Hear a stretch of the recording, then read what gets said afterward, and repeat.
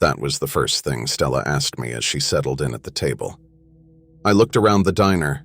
It was 2 a.m. The place was mostly empty. What do you mean? How many people are in here right now, besides us? Maybe 5, 6? Stella's lips trembled. Yes. How many people are in the room exactly? She was terrified. I counted. The waiter, the old man staring into a bowl of soup by the door, the 2 young women coming down from a night of partying over pancakes, the guy in a ball cap trying to cut through his overcooked steak, and the middle-aged woman in a pea green overcoat. 6, I said. 6 people. Stella instantly relaxed. Thank you. Stella and I hadn't seen each other in 5 months. I was in school out of state and was home for the summer. Stella had gotten into a good university, but her sister Anne had died in a car wreck 2 weeks before she went off to school. The death hit her hard, real hard. I wasn't sure why she'd called me. I doubted it was to catch up, and it certainly wasn't to party. Stella knew I abstained from everything. For me, that decision was the end result of being raised by verbally abusive alcoholics and knowing the genetic odds. Stella looked rough. Not strung out, but existentially exhausted. There were scars on her hands, bruises modeling her tattooed forearms, and some unusual scarification marks on her neck. 2 of them. They looked like clumsy Z's, but reversed as if done in a mirror. Stella's friend Corey had dropped her off at the diner about 30 minutes before I'd gotten there. I didn't know him well, but what I did know, I didn't like. "So, how are you holding up?" I asked. Stella didn't answer. The waiter appeared, and Stella looked him over cautiously before she ordered a black coffee and a slice of blueberry pie. I got a hot tea and a side of fries, though I wasn't exactly hungry. We sat in uncomfortable silence for a few minutes before Stella, staring down at her hands, asked, What's the worst thing you ever did? I shrugged, said, lied to people. Lied to get out of things, mostly to my friends in high school. But I've changed. I don't do that anymore. Oh, I also shoplifted once, a pair of socks. Stella laughed. That's when the waiter reappeared with our drinks and food. Stella jumped, her eyes wide, face flushed. The other people in the diner turned and looked but did nothing. You all right? Taking a deep breath, Stella slowly sat back down. Yeah, sorry. It's been a long night. The waiter shook his head as he put the stuff down. When he left, Stella sipped her coffee and then she looked over the mug at me, her eyes tearing. I did the worst thing you can do. I tried to kill someone. I wasn't sure I heard her correctly. What? Stella nodded, eyes locked on mine. Oh, a jogger. Corey and me hit him with the car. Oh my God, when did this? On my way here. The blood drained from my face. We should call the cops. He could still be there, hurt and... Don't bother. She interrupted. We went back and checked on him. There was no jogger. What's that fucking mean? I was starting to lose it. Please don't start playing games with me, I said. I don't want to hear this sort of bullshit. Isn't bullshit. Ask Corey. I didn't want to call Corey. Stella said, I didn't actually see the jogger. Corey did. That's how I knew. So I asked him exactly where the man was, and I grabbed the wheel and Corey screamed at me as I made the car slam into the guy. Sent him flying, like it mattered. Corey hit the brakes hard. He was losing it, talking about going to prison and his life being over. But I told him not to worry. That pissed him off something bad. When he got out of the car to go help the jogger, he just froze up. Because there was no one there. Road was empty. Me, I expected that. She took another sip of coffee and poked at the slice of pie with her fork, stabbing the crust and examining the blue-tinged tines in the dull fluorescent light. See, it can look just like a person. Could be any age, dressed any sort of way. It talks like a person. Eats, drinks, does all the regular sorts of things people do. Doesn't exactly sound threatening, I know. But wait for the twist. I can't see it. This thing pretending to be a person, it's invisible to me. But you and everyone else, you can see it. I don't know what you're talking about. And I didn't. Stella finally looked up at me. 2 weeks ago, we were tripping. Me and Corey and this woman named Genevieve. She was the guide. This was at Corey's house, on the deck. We dropped N-bomb, that synthetic MDMA stuff. We'd been using hallucinogens and trying to explore an inner mental space. Tripping together, sharing the same imagery. It's crazy how, if you're in sync, like emotionally and mentally, you can basically travel together. I know how it sounds, I do. But it was really working for us. I'd guess you'd describe it something like astral traveling. We'd built this architecture, this city, in our minds and then explored it. Mostly it was made of shifting, beautiful buildings, structures that rose over us like mountain ranges. And in this mental city, that's where we came across it. The diner door chimed as the two young women having pancakes left.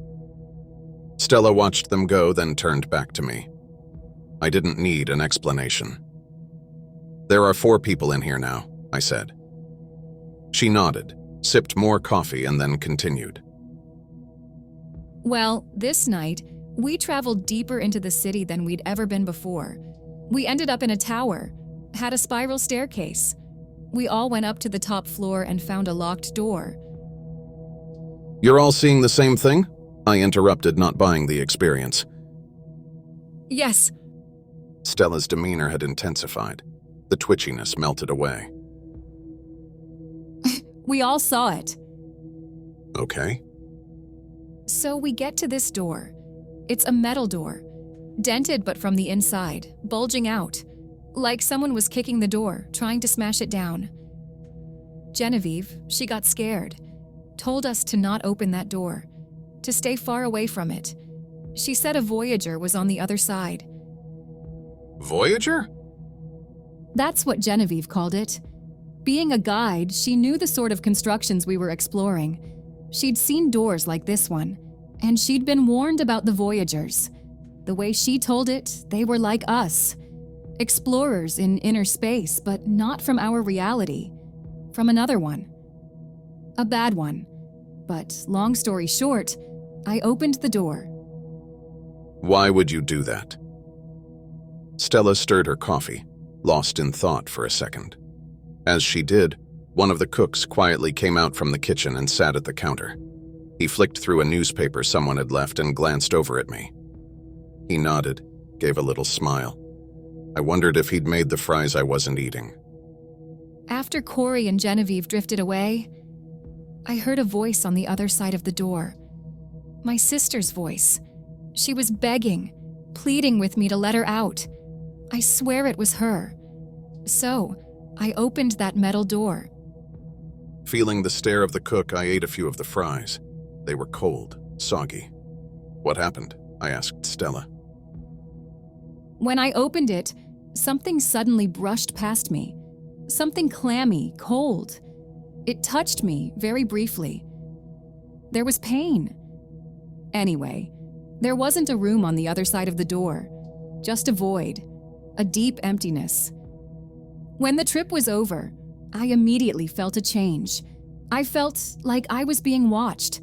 The whole rest of that night, the next day, the next week, something was following me. A shadow, a presence. And I knew, I just deep in my gut knew, that if it caught up with me, if it touched me again, I would die. She kept stabbing at her slice of pie, breaking the crust, letting the congealed blueberries slowly tumble out in a little landslide of jelly. You told me that you can't see this thing, Stella. The door to the diner opened, and 2 men in work overalls walked in, each holding a hard hat, their clothes dusty. Stella suddenly straightened in her chair. 2 men just walked into the diner, right? I nodded. Yeah, just those 2 guys. Stella settled.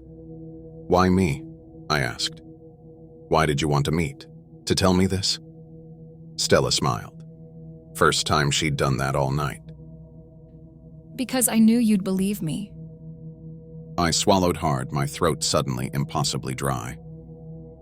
You've been a good friend. In high school, when things got bad, with boyfriends or assholes, you were the one I could confide in. The one that trusted me. The one that, no matter what I did, no matter how stupid it was, you were there for me. A shoulder to cry on, a hand to hold. And she reached across the table and took my hand, squeezed it, tight. Truth was, I'd had a crush on Stella most of high school. She was a friend for sure. And for a while, a good friend. I liked being that rock for her, but I'd always hoped for more. Like most friendships, it began with a one-sided attraction. Mine. And even though I hadn't seen her in half a year, those feelings remained. Dormant but there, waiting to be awakened. As Stella held my hand and smiled, I noticed. I felt her fingernail tracing something on the inside of my palm. At first slight, just a little pressure. Only it got sharper until... Ouch! Shit!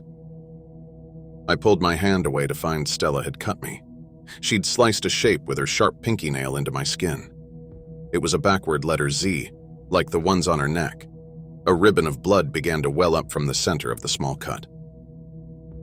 What the hell, Stella? She just shook her head and stood up, backing away from the table, repeating over and over.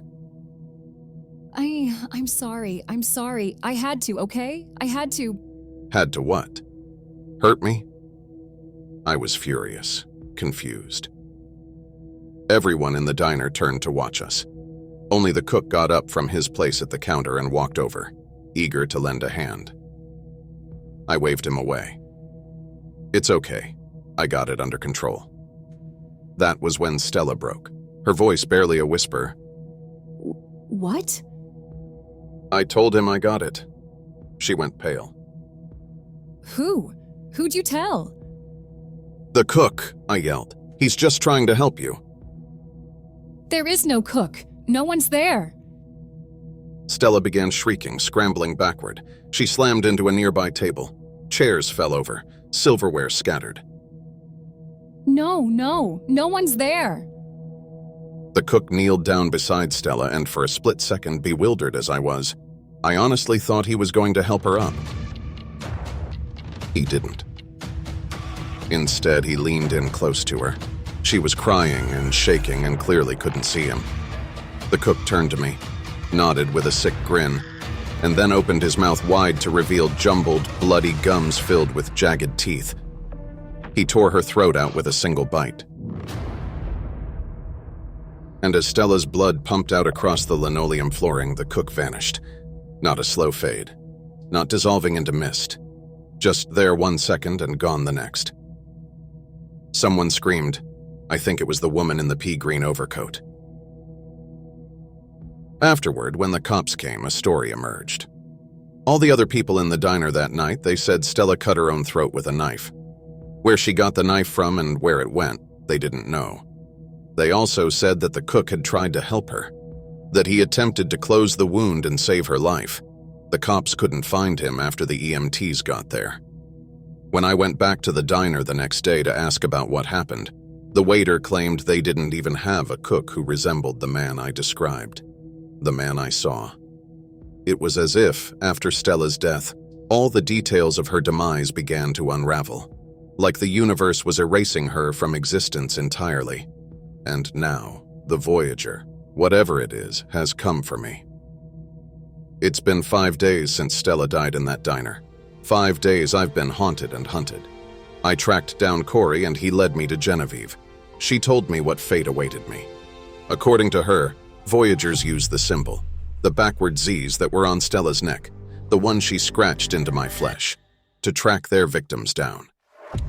Stella, I guess she thought she could trick the Voyager into taking me instead of her. It didn't work. And now she's doomed me. It's just a matter of time before there's an extra person, a person I can't see, sitting across from me on a bus or walking behind me on the street. Right now, I'm in my bedroom at my parents' house.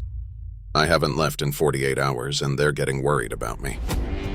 They'd heard I lost a friend, though they can't seem to recall anyone named Stella going to high school with me, and so they're being compassionate and letting me stay cooped up. But they've told me I've had visitors, folks stopping by unannounced, folks who, when I crane my neck out my window to catch a glimpse of them standing on the porch, aren't there at all. Just my parents talking, gesturing into empty space. I'm going to have to leave this room eventually. That or my parents will get worried enough that they'll have me helped out, likely to the hospital. And when I get there, I'll be asking the same questions Stella did. How many people are in here right now? How many exactly?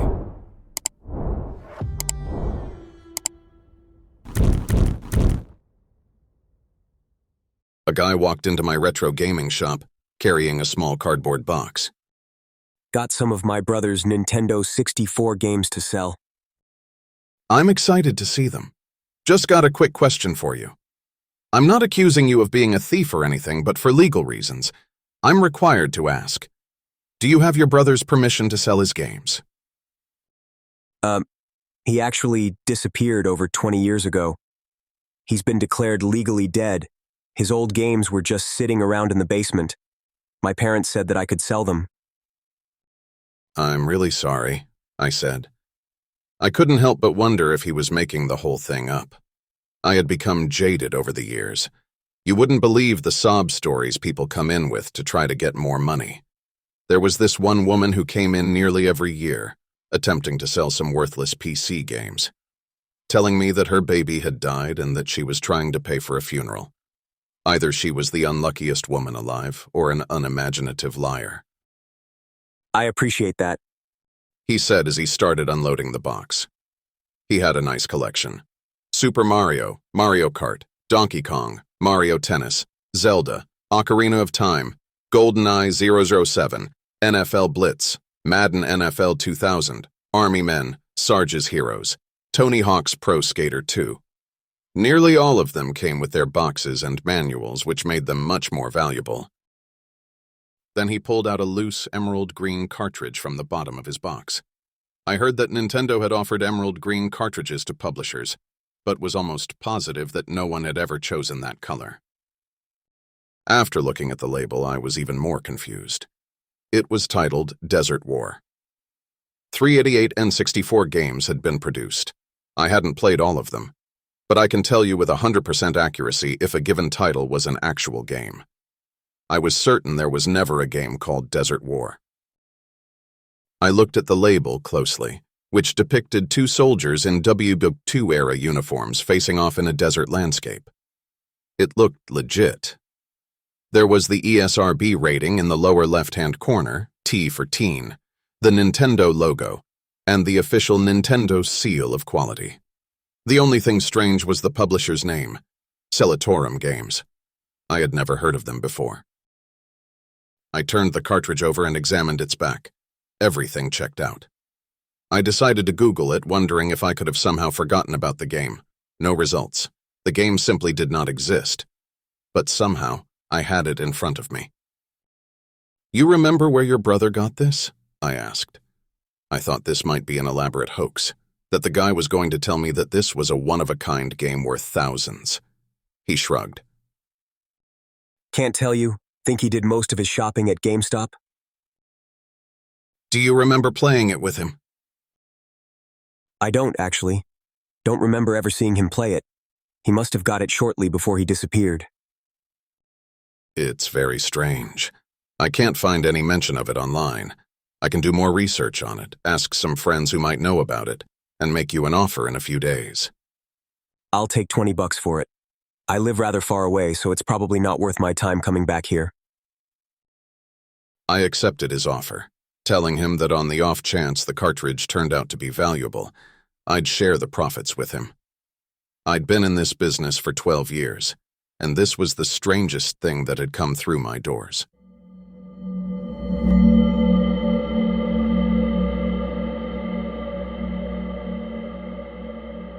After paying him, I headed to my office, inserted the cartridge in my old N64, and turned it on. There was no splash screen, no menu. Wasn't prompted to press start. Instead, I was popped directly into a desert. I was by a small oasis, surrounded by sand dunes. Reminded me a bit of Shifting Sandland from Super Mario 64, but the graphics in this game were way worse. Probably on par with those of the 1992 DOS game, Wolfenstein 3D. I wasn't controlling a soldier, but a teenager dressed in a black t-shirt, cargo shorts, and a backwards baseball cap. There wasn't much to do in this world. Couldn't scale the dunes, climb the palm trees, or even go swimming in the oasis. The controls were limited. I could jump using the A button, but couldn't punch or even crouch. As I was walking by the water, a skeletal hand reached out and dragged me under. There was a cutscene of the kid falling through murky water. Suddenly, the screen turned black. I thought the game had crashed, but a few seconds later it came back on. I was in some cave. Before me was an enormous skeleton wearing a green wizard's hat decorated with stars and crescents. There was a slingshot nearby, and I tried to move over to it, but my character wasn't responding to the analog stick. No matter what button I pressed, nothing happened. Must be another cutscene. The skeleton slowly walked over to the kid, grabbed him, lifted him up, and bit his head off, a fountain of pixelated blood spewing from his neck. Another cutscene. This one just of the skeleton's white face against a black background, laughing maniacally. I tried pressing every button, but nothing happened. He just kept laughing. After waiting for 5 minutes, I restarted the console. I expected to be back in the desert, but instead the laughing skull was back on screen. I turned it off. I thought I knew what this game was. It was some gag gift that some studio put out. They probably made 50 or so of these cartridges for the employees to give to their friends and family. They'd think they would be the first to play some exciting shooter, but instead they got to be eaten by a skeleton. This could be valuable. Very valuable. I just needed to uncover the story. I sent emails to some of my friends who had worked for Nintendo and several other major studios. I was certain that one of them would know the story behind this cartridge.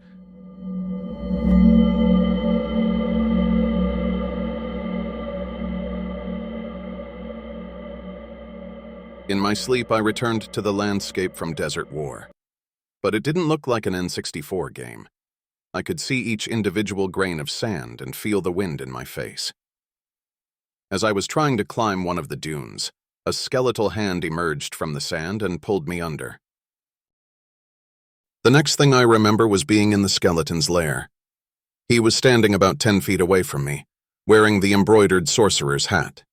He was not some pixely character from a 90s game, but appeared lifelike. Well, as lifelike as a skeleton can look. He began making his way slowly over to me, blood dripping from his mouth. Unlike in the game, I could move. I ran over and picked up the slingshot. There were 3 small pebbles by it. I shot one at his face. Just missed. Reloaded and fired another. It hit the skeleton in his chin, but he didn't even slow down. I aimed the last one at his hat. When he was swooping down to pick me up, I fired. It was a direct hit. Next, there was an 8-bit cutscene, like something from an 80s arcade game. The skeleton was chasing his hat through the cave. Congratulations, the screen flashed as virtual confetti fell. You have completed the first level.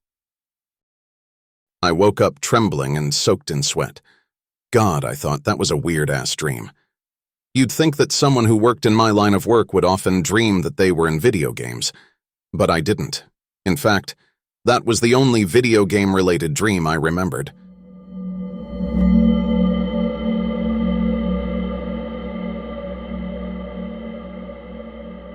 I headed into the shop around noon. My colleague, Jose, was already there when I arrived, staring intently at his laptop. Hey Dave, have you seen the news? Some jogger found the body of a kid at Lake Laurel at like 4 this morning. I shook my head. It's crazy. She found a skull in one section, and when the cops showed up, they found the rest of his skeleton like 30 feet away.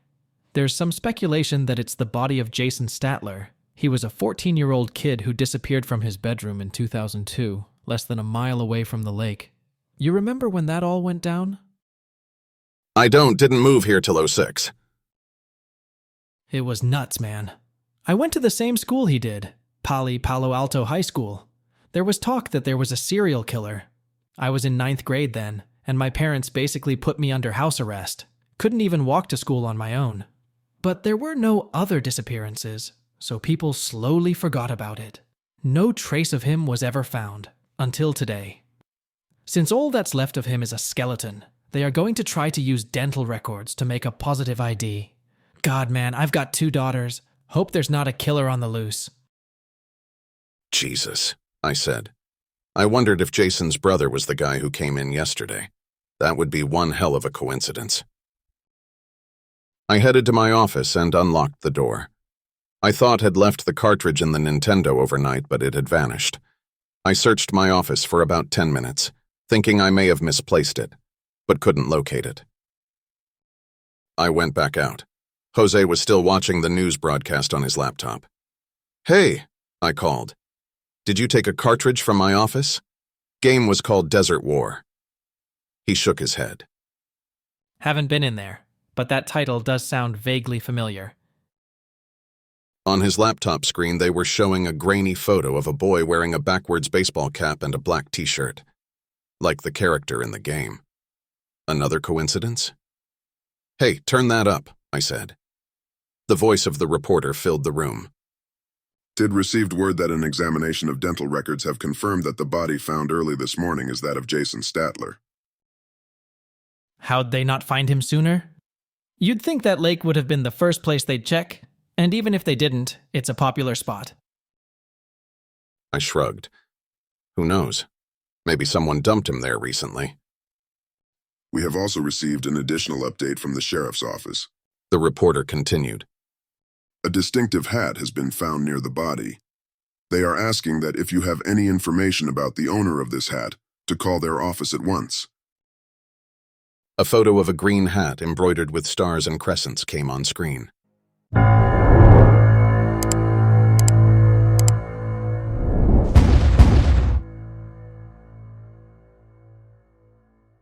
Holy shit! Jose exclaimed. I've seen that hat before. In a video game? You've played Desert War? He shook his head. Nope. But I remember now where I heard that name. I was in 9th grade. Think it was around the time Jason disappeared. One day, as I was walking to school, I saw these flyers taped up all around the neighborhood. These were professional flyers, not something someone would create in MS Paint. They showed 2 soldiers fighting in a desert, and watching over them was a creepy-looking skeleton wearing that sorcerer's hat. I pulled out my iPhone and showed Jose the photo I took of the cartridge yesterday. Was this design on the flyers? Yeah, it looks similar. The flyers were advertising some sweepstakes. Said that you had the chance to win an early copy of what would be the last officially licensed N64 game, Desert War. There was a URL to visit. I went to it, thinking it might be a scam, but it didn't ask you to enter your social security number or anything like that, just your email, which I did. Never heard back from them. And now you're saying you got a copy of the game? Well, I did, but it's vanished. All of it except for my dream. That's crazy. I bet Jason was lured to the game maker's house and killed there. Actually, wait. It's a little too coincidental that his brother showed up with the game. I bet his brother is a serial killer. He probably got tired of waiting all these years without the cops finding any leads, so he's dropping clues. I know this is the longest of long shots, but do you remember the URL on the flyer? Did they send you a confirmation email that you still have access to? He shook his head. Think I used AOL back then. My account's long gone. But we better call the cops. This is crazy, man. Before I called the police, I wanted to do some research. I booted up my computer and searched for articles about the disappearance of Jason Statler. He vanished on the night of Thursday, April 4th, 2002. His mom said that she had wished him good night at around 10 p.m., but when she went to wake him up for school the next morning at 6, his bedroom was empty. There was no sign of a struggle or forced entry. The cops initially thought that he ran away, but his wallet was still in his room and all his shoes were in the front closet. A search party was organized. Bloodhounds were brought in, but they couldn't pick up a scent. The woods were scoured and a dive team searched Lake Laurel and other nearby bodies of water, but no trace of him was ever found. Until today. I tried to find the name of Jason's brother. Jose's theory that he was the killer seemed a little far-fetched, but I didn't have any other suspects. As it turned out, he was only 9 at the time of his brother's disappearance. I found a current photo of him. It was definitely the same guy who came into my shop yesterday, but I doubted that an evil 9-year-old mastermind had made the game. I went back out and asked Jose if he had found the cartridge. As I suspected, he hadn't. I returned to my office and pulled up the security footage from yesterday on my computer. There was no camera in my office itself, but there was one right outside it.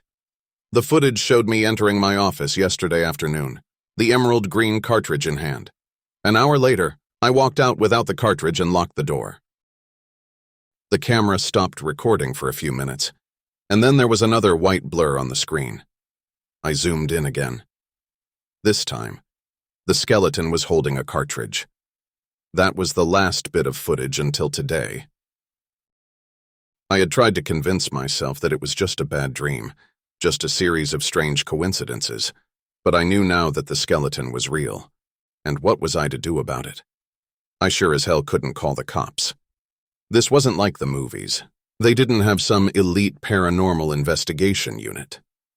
Not to mention that they were hopeless when dealing with mundane crimes. When there was a break-in at my shop a few months ago, they didn't do a damn thing, even though there was footage that showed the suspect's license plate. A burglar alarm went off, but it took them 2 hours to get there. Yeah, they'd be completely useless when dealing with a skeleton. I'd most likely be useless too, but I had to try. I may have knocked off the skeleton's hat, but that was only the first level. I decided my best course of action would be to try to track down the origins of the emerald green cartridge. They weren't mass-produced. No game had ever been published on them. I doubted more than 100 or so were ever made as samples. I emailed all of my contacts at Nintendo, asking if any of them had information on what publishers had requested the distinctive green cartridges. I then tried searching the web again, seeing if there was any information on Desert War that I had missed. As was the case yesterday, I found nothing. Just in case something came up, I set up a Google alert. Finally, I made a Reddit thread, asking if anyone had a photo of the flyers that had been tacked up 20 years ago. Another long shot, but I couldn't think of anything else to do. I considered contacting Jason's brother, but from my interaction with him yesterday, he didn't seem to know anything about the game. Around 4 that afternoon, I received a reply from one of my friends at Nintendo. Apparently, only 3 publishers had requested sample emerald green cartridges. I had emailed contacts at 2 of them yesterday. The third was a small, now-defunct studio called Gooseberry Games. Their headquarters had been located about 20 minutes away in Redwood City. I didn't know anyone who had worked there, but I was vaguely familiar with them, having reviewed their only N64 game, Raucous Raccoon Racing, for the magazine Game Informer in 1999. It was truly an awful game. I had rated it a 1 out of 10. Unsurprisingly, it completely bombed. I went on LinkedIn and messaged everyone who had ever worked there, praying that they would not remember that I was the guy who had slammed their game. In addition, I Googled their names, hoping to find something interesting in their backgrounds. Nothing suspicious came up.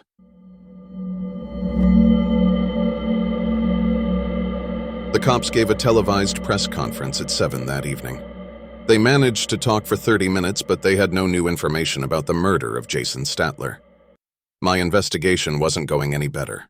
None of the people I had contacted from Gooseberry Games had gotten back to me, and I had no other leads.